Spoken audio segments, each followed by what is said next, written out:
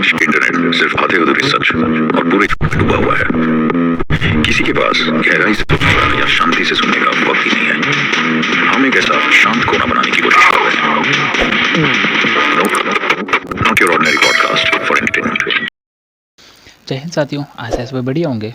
आज के इस लेक्चर में हम डिस्कस करेंगे एक ऐसी एंशिएंट साइंस पर जो हजारों सालों से इंसान की होमो सेपियंस की हेल्थ को बैलेंस रखती आई है। जस्ट इमेजिन आज की बिजी लाइफ स्टाइल में ऑफिस का stress, unhealthy food, pollution etcetera, ये सब मिलकर आपकी बॉडी को कमजोर और बीमार बना रहे हैं। लेकिन क्या होगा अगर मैं कहूँ कि एक ऐसा सिस्टम है जो न सिर्फ बीमारियों को ठीक कर सकता है बल्कि उन्हें होने ही नहीं देता। जी हाँ, वो है आयुर्वेदा। अगर आप बिगिनर हैं और सोच रहे हैं आयुर्वेदा माने क्या और इसकी हिस्ट्री क्या है, मॉडर्न समय में यानी कि आज के समय में आयुर्वेदा की क्या क्या इम्पोर्टेंस है, तो ये आज का लेक्चर हेल्पफुल होने वाला है आप सभी के लिए। स्टेप बाय स्टेप हम कवर करेंगे अमेजिंग फैक्ट, हिस्टोरिकल स्टोरीज, और वो भी आज के समय में लेटेस्ट न्यूज़ के आर्टिकल्स के साथ। Let's me explain. हमेशा की तरह शुरू से शुरू करते हैं। आयुर्वेदा माने क्या? हमारी शुरुआती भाषा थी संस्कृत और उसी संस्कृत से बना है आयुर्वेदा।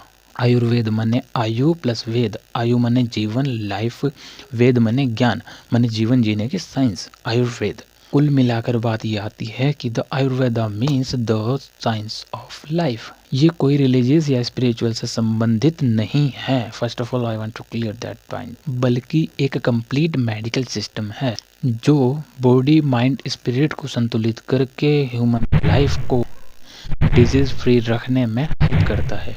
आयुर्वेद का कहना है कि हेल्थी लाइफस्टाइल माने सिर्फ बीमारी का ना होना ही नहीं बल्कि एक परफेक्ट बैलेंस है जहां आप एनर्जेटिक फील करते हैं, माइंड क्लीन रहता है और बॉडी स्ट्रांग। अगर बात करें इसके कोर कॉन्सेप्ट की, आयुर्वेदा की बेस फाउंडेशन है पंच महाभूता थ्योरी, माने 5 महाभूत शक्ति या फिर एलिमेंट्स जिससे ये पूरी यूनिवर्स बनी है, चल रही है। और इन पंच महाभूतों में शामिल हैं थल माने पृथ्वी धरती, जल माने वाटर, अग्नि माने फायर, वायु माने एयर और आकाश माने स्पेस या एदर। आज के समय में हमारे चारों तरफ एग्जिस्ट कर रही हर एक चीज माने हर एक चीज, जंगल, नदी, पेड़, पक्षी, पशु, जानवर, इंसान, हमारी बॉडी भी, ये माइक, कपड़े, A to Z, एनीथिंग जो भी हम देख सकते हैं, छू सकते हैं, महसूस कर सकते हैं, it's all belongs to that's पंच महाभूता। जैसे बोला जाता है ना भगवान, अब वो रिलीजियस की बात नहीं हो रही है। भगवान बोला जाता है ना भूमि, गगन, वायु, नील, ये सब इन सब चीज़ों से मिलकर बना है। थोड़ा डिटेल में समझने की कोशिश करते हैं कि ये एलिमेंट्स बॉडी पर कैसे काम करते हैं। फॉर एग्जांपल, मिट्टी और हवा मिलकर बॉडी स्ट्रक्चर बनाते हैं। आग जो है डाइजेशन पर कंट्रोल करती है।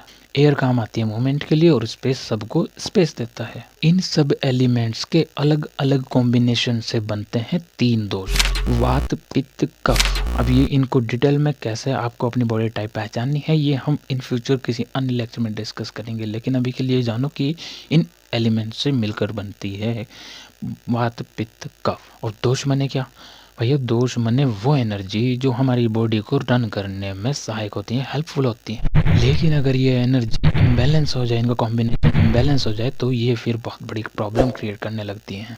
वात जो है एयर प्लस स्पेस से बनती है, वो मूवमेंट्स प्लस क्रिएटिविटी को कंट्रोल करते हैं। लेकिन अगर इनका बैलेंस इम्बैलेंस हो जाए तो फिर ये ड्राई स्किन या एंजाइटी दिखती है। अगर हम पित्त की बात करें, फायर प्लस वाटर, ये डाइजेशन और मेटाबॉलिज्म के लिए होती है। लेकिन अगर ये इम्बैलेंस हो जाए तो एसिडिटी या फिर एंगर की समस्या देखने को मिलती है।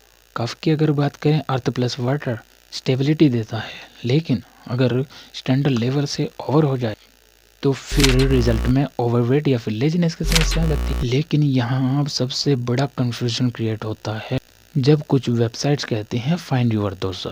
वास्तव में हमें अपने शरीर के दोष नहीं, हमें अपने शरीर की प्रकृति पता करनी चाहिए। हमारा नेचर ऑफ बॉडी टाइप क्या है? ये बॉडी टाइप ऑफ नेचर हमें माँ बापू से जन्म से ही एक गिफ्ट की तरह शुरू हो जाता है, बचपन से ही हमें मिल जाता है। और ये body type life time change नहीं हो सकता। वात हो गया thin build creative nature of body type, और पित्त हो गया intelligent medicine build body type.